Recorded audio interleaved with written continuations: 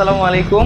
SSC 27-28 ব্যাচের শিক্ষার্থীরা, তোমাদের জন্য ফিজিক্সের আলোর প্রতিসরণের বাছাইকৃত 10টি এমসিকিউ নিয়ে আমি হাজির হয়েছি।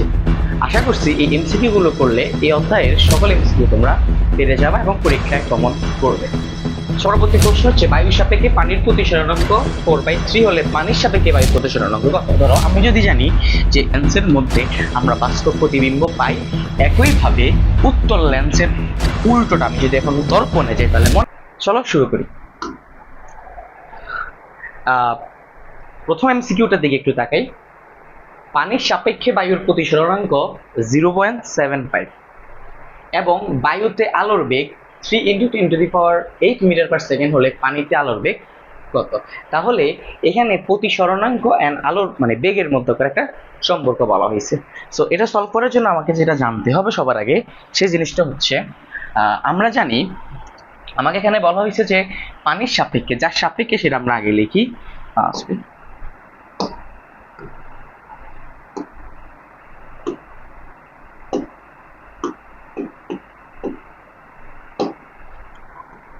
পানির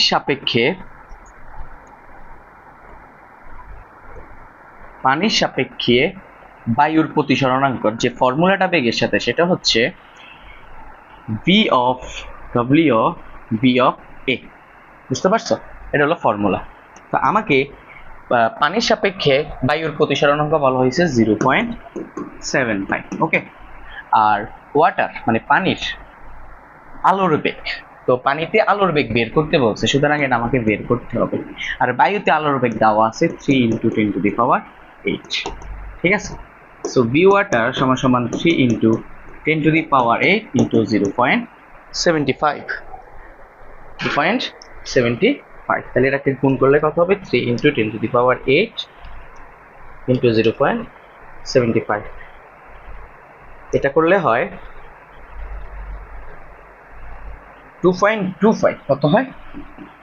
2.25 × 10⁸ মিটার/সেকেন্ড। সো আনসার হচ্ছে আমার কত? ঘ। বুঝতে পারছো? খুবই সহজ। ওকে, পরবর্তী প্রশ্ন হচ্ছে, বায়ুর সাপেক্ষে পানির প্রতিসরণাঙ্ক 4/3 হলে পানির সাপেক্ষে বায়ুর প্রতিসরণাঙ্ক কত? ধরো আমি যদি জানি যে এ মাধ্যমের সাপেক্ষে যদি বি মাধ্যমের প্রতিসরণাঙ্ক সমান সমান, আমি যদি এটাকে উল্টায় দিই তাহলে সেটা উল্টো হয়ে যায় বি মাধ্যমের সাপেক্ষে এ মাধ্যমের প্রতিসরণাঙ্ক। সো আমাকে এখানে বলা হয়েছে বায়ুর সাপেক্ষে, তাহলে বায়ু মানে এয়ার, বায়ুর সাপেক্ষে ওয়াটার, পানির প্রতিসরণাঙ্ক কত? 4/3। সো এখন আমি যদি এটাকে উল্টায় দিই অর্থাৎ 1/, তাহলে সেটা হয়ে যাবে ওয়াটারের সাপেক্ষে পানির মানে ওয়াটারের সাপেক্ষে এয়ার মানে হলো পানির সাপেক্ষে বায়ুর প্রতিসরণাঙ্ক 4/3। তাহলে এটাকে যেমন আমি উল্টায় দিছি, ঠিক এটাকেও কি করতে পারবো? উল্টায় দিতে পারবো, অর্থাৎ 3 পরে চলে যাবে, 4 নিচে চলে যাবে। সহজ কথা, একটার সাপেক্ষে আরেকটার উল্টোটার প্রতিসরণাঙ্ক যদি বের করতে বলে তাহলে এককে ওইটা দিয়ে ভাগ করে ফেলবা। বুঝতে পারছো? তাহলে আমার উল্টো জিনিসটা এখানে ঘটতেছে, অর্থাৎ 3/4 হবে। কি হবে? 3/4। আর 3/4 এর আনসার হচ্ছে 0.75। ওকে ওকে, লেন্সের ক্ষমতা রিলেটেড একটা ম্যাথ বলা হয়েছে 20 সেন্টিমিটার ফোকাস দূরত্ব বিশিষ্ট লেন্সের ক্ষমতা কত?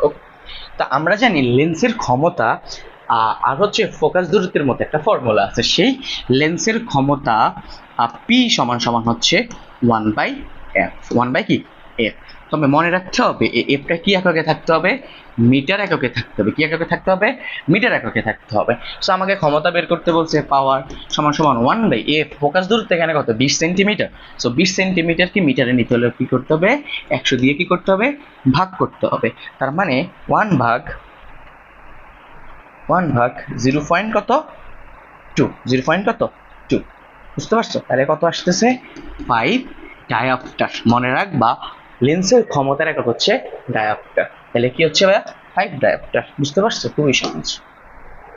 ওকে, 4 নম্বর প্রশ্নটা একটু দেখি। ওকে, বলা হয়েছে নিচের কোনটি বাস্তব প্রতিবিম্ব তৈরি করতে পারে? আচ্ছা, মনে রাখবা আমরা এখানে লেন্স আর দর্পণের কথা বলা হয়েছে। আচ্ছা, আমরা যখন উত্তল লেন্স আঁকি, আমরা যখন এভাবে কি আঁকি? উত্তল লেন্স আঁকি, ঠিক আছে। তো আমরা দেখতে পাই উত্তল লেন্সের মধ্যে একটা অভিসারিতা ধর্ম থাকে, অর্থাৎ আমি যখন একগুচ্ছ আলোক রশ্মি এখানে আপতিত করছি, আপতিত করার পর এটা প্রতিসরিত যে হচ্ছে, মনে হচ্ছে একটা বিন্দু দিয়ে সেটা প্রতিসরিত হচ্ছে। ওই যে বিন্দুটাকে বলে আমি কি ফোকাস পয়েন্ট, ওই বিন্দুটাকে আমরা কি বলি ফোকাস পয়েন্ট। অর্থাৎ এই উত্তল লেন্সের ক্ষেত্রে, কোথায় উত্তল লেন্সের ক্ষেত্রে, উত্তল লেন্সের ক্ষেত্রে আমরা একটা কি পজিটিভ, অর্থাৎ আমরা ফোকাস দূরত্ব আমাদের পজিটিভ, অর্থাৎ ফোকাস দূরত্ব এখানে এখানে রশ্মিগুলো কি অভিসারিতা, অর্থাৎ অভিসারী। তো সুতরাং উত্তল লেন্সের মধ্যে আমরা বাস্তব প্রতিবিম্ব পাই। একইভাবে উত্তল লেন্সের উল্টোটা আমি যদি এখন দর্পণে যাই, তাহলে মনে রাখবা উত্তল লেন্স হলে অবতল দর্পণ। তাহলে অবতল দর্পণেও আমরা কি পাই, অবতল দর্পণেও আমরা কি পাই, এই যে দেখো আমি যদি একটু এখন অবতল দর্পণের কথা বলি, সরি, এ পাশ থেকে আলোক রশ্মি আপতিত হলো, আপতিত হওয়ার পরে এটা কি হলো প্রতিসরিত হলো, মনে হলো কি মানে সরি প্রতিফলিত হলো একটা বিন্দু দিয়ে, হ্যাঁ প্রতিফলিত হলো, অর্থাৎ এখানে আমি একটা কি অভিসারিত অর্থাৎ কনভার্জেন্টের একটা ব্যাপার পেয়ে থাকি। তাইলে আমি বলতে পারি উত্তল লেন্স আর হচ্ছে অবতল দর্পণে বাস্তব প্রতিবিম্ব পাওয়া যায়। তাহলে উত্তল লেন্স আর অবতল দর্পণে বাস্তব প্রতিবিম্ব পাওয়া যায়, মনে রাখবা। ওকে, দেন পরবর্তী প্রশ্নটা একটু দেখি। কোন মাধ্যমে আলোর বেগ সবচেয়ে বেশি? মনে রাখবা কোন মাধ্যমে আলোর বেগ সবচেয়ে বেশি, এটা যদি পরীক্ষায় আসে তাহলে মনে রাখবা যে মাধ্যমে প্রতিসরণাঙ্ক যত কম সেই মাধ্যমে আলোর বেগ তত বেশি। যে মাধ্যমে প্রতিসরণাঙ্ক তত কম সেই মাধ্যমে আলোর বেগ তত বেশি। তা আমরা জানি পানি মাধ্যমের প্রতিসরণাঙ্ক, কাঁচ, বরফ, এই সবগুলোর প্রতিসরণাঙ্ক অবশ্যই বায়ুর চাইতে কি বেশি। বায়ুর প্রতিসরণাঙ্ক 1.0025 সামথিং ইজ, আমি 1 ধরতে পারি। তাহলে বায়ুর প্রতিসরণাঙ্ক এখানে সবচাইতে কম, তাই বায়ুতে আলোর বেগ সবচাইতে কি বেশি। আর সেটা কত? সেটা হচ্ছে 3 × 10⁸ মিটার/সেকেন্ড। আশা করি বুঝতে পারছো। ওকে, যে কোনো ক্রান্তি কোণের জন্য প্রতিসরণের কোণের মান কত? আচ্ছা, ক্রান্তি কোণের কনসেপ্টটা কোত্থেকে আসছে? সেটা হচ্ছে আলোক রশ্মি যখন ঘনমাধ্যম থেকে হালকা মাধ্যমে যায়, কি মাধ্যমে যায়? হালকা মাধ্যমে যায়। তা আমরা কি জানি? আমরা জানি গণমাধ্যম থেকে হালকা মাধ্যমে যখন আলোক রশ্মি যায়, ধরো এটা হলো অবিলম্ব, এটা কি? এটা হলো অবিলম্ব। তো গণমাধ্যম থেকে যখন হালকা মাধ্যমে আলোক রশ্মি যায়, আলোক রশ্মিতে তো যাওয়ার কথা ছিল এইরকম ভাবে, ঠিক না? কিন্তু আমরা সেটা দেখিয়েছি কি সেটা কি একটু সরে যায়, সেটা কি যায়? সরে যায়। অর্থাৎ এটা যদি আমার হয় আই কোণ, এটা হচ্ছে আমার কি আর কোণ। অর্থাৎ আমরা এখানে দেখতে পাই R is greater than I, R is greater than I, অর্থাৎ অবিলম্ব দিক থেকে দূরে সরে যায়। তো এরকম অবিলম্ব থেকে যদি ধরো দূরে সরতে সরতে ওয়ান্স আপন এ টাইম যদি এরকম ঘটে, লাইক এরকম ঘটে, একটু মনোযোগ দিই, একটু মনোযোগ দিই, যদি এরকম কিছু একটা ঘটে যায়, এরকম কিছু একটা সরি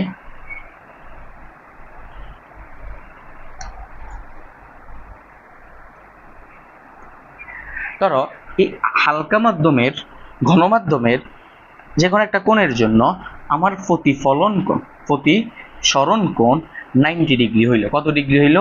90 ডিগ্রি হইল। তার মানে কি এই আপতন কোণের যেই মানের জন্য প্রতিসরণ কোণ 90 ডিগ্রি হয়, আপতন কোণের সেই কোণকে বলা হয় ক্রান্তি কোণ, অর্থাৎ থিটা সি বা ক্রিটিক্যাল অ্যাঙ্গেল বা সংকট কোণ। তার মানে যে কোনো ক্রান্তি কোণের জন্য প্রতিসরণ কোণ কত হয়? 90 ডিগ্রি হয়। কত হয়? 90 ডিগ্রি হয়। খুবই সহজ, বুঝতে পারছো? ক্রান্তি কোণের জন্য 90 ডিগ্রি হয়। এখন পূর্ণ অভ্যন্তরীণ প্রতিফলনের শর্ত কি? পূর্ণ অভ্যন্তরীণ প্রতিফলনের শর্ত কোনটি? পূর্ণ অভ্যন্তরীণ প্রতিফলনের শর্ত হচ্ছে দুটি। শর্ত কয়টি? দুটি। প্রথম শর্ত হচ্ছে আলো ঘন থেকে হালকায় যাবে। কোথায় যাবে? গণমাধ্যম থেকে হালকা মাধ্যমে যাবে। এটা হলো প্রথম কথা। এখন ভাইয়া পূর্ণ অভ্যন্তরীণ প্রতিফলনের কন্ডিশন অ্যাকচুয়ালি কিরকম ঘটে একটু লক্ষ্য করে দেখো তো ভাইয়া। এটা হইলো গণমাধ্যম আর এটা হইলো হালকা মাধ্যম। এটা কি মাধ্যম? হালকা মাধ্যম। লেট এক্সাম্পল, একটা জিনিস চিন্তা করি, একটা জিনিস কি করো? চিন্তা করো। আমার এটা হলো আমার সেই সংকট কোণ, খেয়াল করো, এটা হলো আমার সেই সংকট কোণ, দাঁড়াও, এটা হলো সেই সংকট কোণ বা ক্রান্তি কোণ। তো ভাই ক্রান্তি কোণ মানে theta C, right? Theta C. So ক্রান্তি কোণের জন্য আমরা প্রতিসরণ কোণটা কত পাই? তাই প্রতিসরণ কোণটা আমরা পাই কত? এই যে 90 ডিগ্রি। কত ডিগ্রি পাই? 90 ডিগ্রি পাই, রাইট? এখন একটু চিন্তা করো, আমি যদি ব্যাপারটাকে একটু এইভাবে চিন্তা করি, একটু চিন্তা করো, আমি আলোক রশ্মিটা যদি এখন এইখান দিয়ে দিই, কোন দিক দিয়ে দিই? এদিক দিয়ে দিই, এটা লাল রেখাটা দেখো, তাইলে এটার জন্য এ বরাবর গিয়েছে। আমি যদি এটাকে আরো একটু তির্যকভাবে দিচ্ছি, তখন আমি দেখবো যে এটা কি আলোক রশ্মি নাকি এদিক থেকে চলে যায়, তার মানে তুমি একটু দেখো, এটা হচ্ছে ঘনমাধ্যম, আলোক রশ্মিটা আমি গণমাধ্যম থেকে দিছি, আলোক রশ্মিটা গণমাধ্যমে ফিরে আসছে। তো পূর্ণ অভ্যন্তরীণ মানে কি? অভ্যন্তরীণ মানে ভিতরে, পূর্ণ মানে সম্পূর্ণ। তার মানে আলোক রশ্মিটা আমি যে মাধ্যমে দিয়েছি সেই মাধ্যমেই তো ফিরে আসছে। তাইলে এই যে ক্রান্তি কোণের চাইতে আমার এই যে থিটা কোণটা তুলনামূলক একটু বড় না? তাহলে আমার যদি থিটা সি এর চাইতে যে কোনো একটা কোণের মান এটা হয়, ওই কোণের মান আর কি এটা হয়, তখনই আমরা কি পাবো? পূর্ণ অভ্যন্তরীণ প্রতিফলন পাবো। তার মানে আমি বলতে পারি ক্রান্তি কোণের চাইতে বড় কোণে যদি আলো আপতিত হয়, তখনই কি হয়? আলটিমেটলি পূর্ণ অভ্যন্তরীণ প্রতিফলন হয়। তার মানে আমি বলতে পারি যে প্রতিফলন কোণটা যদি ক্রান্তি কোণের চাইতে বড় হয়, তাইলে কি হবে? পূর্ণ অভ্যন্তরীণ প্রতিফলন হবে। তাহলে শর্ত নাম্বার 2 কি? শর্ত নাম্বার 2 হচ্ছে আপতন কোণটা ক্রান্তি কোণের চাইতে বড় হইতে হবে, তাইলে আমার পূর্ণ অভ্যন্তরীণ প্রতিফলন হবে। আশা করি বুঝিতে পারছি। ওকে, 8 নম্বর প্রশ্ন দেখো, আলো হালকা মাধ্যম থেকে যখন গণমাধ্যমে যায়, আলো কি করে? হালকা মাধ্যম থেকে যখন গণমাধ্যমে যায়, প্রতিসৃত হলে সম্পর্কটা অ্যাকচুয়ালি কি হয়? আচ্ছা, একটু খেয়াল করি, আলোটা আমরা জানি কি, এই যে হালকা মাধ্যম থেকে গণমাধ্যম, দেখো এটা হালকা, এটা হচ্ছে ঘন, রাইট? সো আমরা কি জানি, লাইক এটাকে আমি থিটা 1 এখানে আপতিত করছি, থিটা কত? 1। সো হালকা থেকে যখন ঘনর দিকে যায়, এটা কি হওয়ার কথা? এ বরাবর যাওয়ার কথা, কিন্তু আমরা না দেখি কি এটা একটু এদিকে বেঁকে যায়। কোন দিকে বেঁকে যায়? অবিলম্বের দিকে বেঁকে যায়। তাহলে এটা হলো আমার কি থিটা 2। থিটা কি 2। তার মানে আমি বলতে চাচ্ছি যে theta 1 is greater then theta 2। কখন? যখন হালকা থেকে ঘনর দিকে যাচ্ছে। আর যদি ঘন থেকে হালকা দিকে যাইতো, তাহলে থিটা 2টা বড় হইতো, থিটা 1টা ছোট হইতো। তাহলে হালকা থেকে আলো যখন হালকা মাধ্যম থেকে ঘন মাধ্যমে যাবে, তাহলে কোন সম্পর্কটা সঠিক? সেটা হলো আপতন কোণটা বড় হবে। সো আমরা এখানে আপতন কোণকে থিটা 1 দ্বারা ডিফাইন করছি, তার মানে আপতন কোণটা কি হবে? বড় হবে প্রতিসরণ কোণের চাইতে। ওকে, নেক্সট কোশ্চেন, বায়ুর সাপেক্ষে পানির প্রতিসরণ। এখন খুবই গুরুত্বপূর্ণ একটা প্রশ্ন। Look at this, the point is, okay, আমাকে এই যে আগের ঘটনাটা আমি ঘটাই। ওকে, এটা হলো আমার ঘন থেকে হালকাতে যাবে, যেহেতু এখানে ক্রান্তি কোণের একটা ব্যাপার স্যাপার চলে আসছে, ঘন থেকে হালকা। আচ্ছা, ভালো কথা। তো ঘন আর হালকা, আমরা বায়ু আর পানির মধ্যে ঘন আর হালকাকে বলো বায়ুটা না হালকা, মানে এয়ার, হ্যাঁ, আর ঘনকে ওয়াটার, রাইট? তা আমাকে প্রশ্নে বলা হয়েছে, দেখো তাহলে আমার ক্রান্তিকোণ কত, তাহলে পানির ক্রান্তিকোণ কত, রাইট? তো যেহেতু ক্রান্তিকোণের কথাই এখানে উল্লেখিত, তাহলে কি ক্রান্তিকোণের কথাটা এখানে উল্লেখিত, তার মানে এটা হলো আমার থিটা সি, এটা আমাকে বের করতে বলছে। আর আমার প্রতিসরণ কোণটা কত ডিগ্রি? 90 degree, right? প্রতিসরণ কোণটা কত? 90 ডিগ্রি। এখন প্রশ্নের জায়গাটা হচ্ছে আমি কি লিখতে পারি? ওকে, আচ্ছা, আমাকে এখানে বলা হয়েছে বায়ুর সাপেক্ষে পানির প্রতিসরণাঙ্ক। তাহলে বায়ুর সাপেক্ষে পানি, তাহলে বায়ু সাপেক্ষে পানির প্রতিসরণাঙ্কের ফর্মুলাটা কি? দেখো, এটার ফর্মুলাটা একটু দেখো। এই যে আগে যেটা যার সাপেক্ষে, সেটার কোনটা হবে কি উপরে। তাহলে বলো বায়ুতে, সরি এয়ার মানে কি, হ্যাঁ বায়ুতে মানে এই মাধ্যমে আমার সাইন থিটা কোণ কত ডিগ্রি? 90 ডিগ্রি। আমি সিস্টেমটা শিখো, এটা যেটা সেটার কোণটা হবে উপরে, আর এটা যেটা যেখানে আছে সেটার কোণটা হবে নিচে। এটা মানে কি ওয়াটার মানে ঘনমাধ্যম, আর এখানে কোনটা আছে? সাইন থিটা সি, ঠিক আছে? তো এখন এটার ভ্যালু বলে দেওয়া আছে 1.33, এটার ভ্যালু বলে দেওয়া আছে 1.33। আসলে আমি এখান থেকে কাজ করি, তাহলে 1.33। আর সাইন 90 ডিগ্রি ভ্যালু কত? 1। আর সাইন থিটা সি আমি বের করব। সো ক্রস করলে আমি কি পাচ্ছি? সাইন থিটা সি সমান হচ্ছে 1/1.33। সুতরাং আমি এখানে থিটা সি সমান পাচ্ছি সাইন ইনভার্স কি 1/1.33। বুঝতে পারছো? তাহলে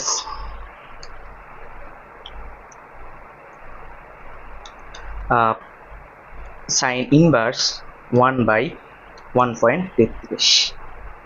আমরা পাচ্ছি 48 পয়েন্ট, আমরা কত পাচ্ছি 48.75 ডিগ্রি, 48 পয়েন্ট সামথিং 75, তার মানে কাইন্ড অফ 49, কত 49, বুঝতে পারছো? খুবই সহজ, রাইট? খুবই সহজ।